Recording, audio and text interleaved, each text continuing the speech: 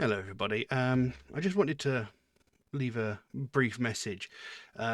Since I've gotten back from the hotel, I've been trying to consistently be uploading new content every other day. Um, there is a possibility that at the moment that consistency might drop off a bit because you see, about 10 days ago, my uncle got taken into hospital and he's really not doing very well.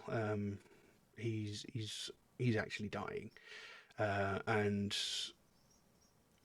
his liver's failing, his kidneys are shutting down, and the hospitals say it's only a matter of time before the inevitable happens. Now he's in hospital over in Newcastle, which is it's about 130-mile round trip from where I live to go and see him in a hospital. And obviously, we want to go and see him, because it's my mum's brother, and he's done so much for me as well. If it wasn't for him, I would have been homeless for a much longer period of time. He's the person who gave me a place to live, and it's unfortunate, obviously, because we've spent 2 years hiding away from COVID. We spent the last 6 months in hotels because our house fell apart, basically. And I've been helping to look after him. I've been looking after him over this period of time. Trying to make sure he's healthy and fed and stuff like that. And once we got him home, he started displaying some rather odd behaviour. He was getting very, very forgetful, and he was hallucinating. I mean, properly bad hallucinating. He thought at one point our living room was full of people. He thought there was a dead dog sitting on the floor by my mother. He was proper going a bit weird. Um, and my uncle's he's a very big man, and at one point he fell out of his chair because he was very unstable as well. He was very disoriented. He sort of fell out of his chair, and we had to call an ambulance to get him off the ground because obviously my mother's disabled and I'm not strong enough to lift a 25 stone man off the floor.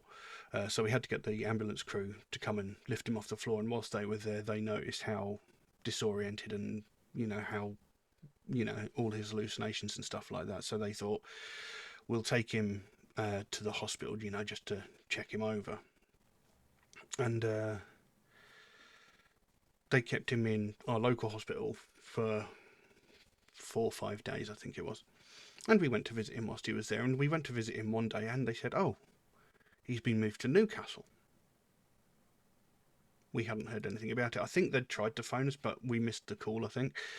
Um, so we've tried Newcastle to find out what was going on, and after a couple of days, they said, his organs are failing.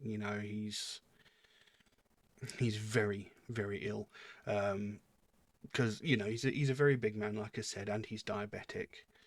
Um, and numerous other health issues. And it turns out he had non-alcoholic fatty liver disease, which can be exacerbated by things like diabetes and being overweight.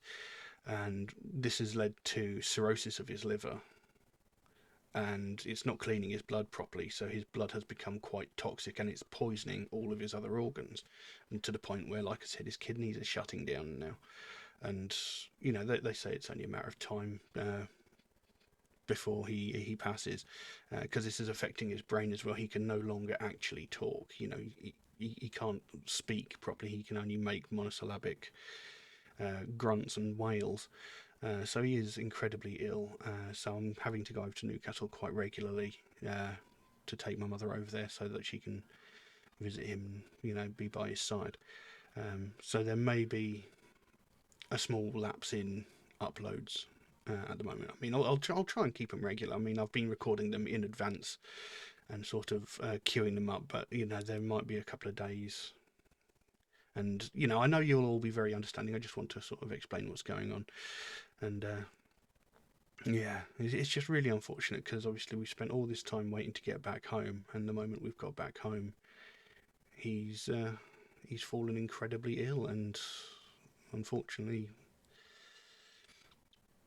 he's going to be passing very, very soon. We're not sure exactly. We haven't been given a definitive timeline, because he's breathing fine. It sounds a bit like a garbage disposal unit. Because I think he's got a bit of a chest infection, but he's not like struggling for breath. He's still breathing quite fine.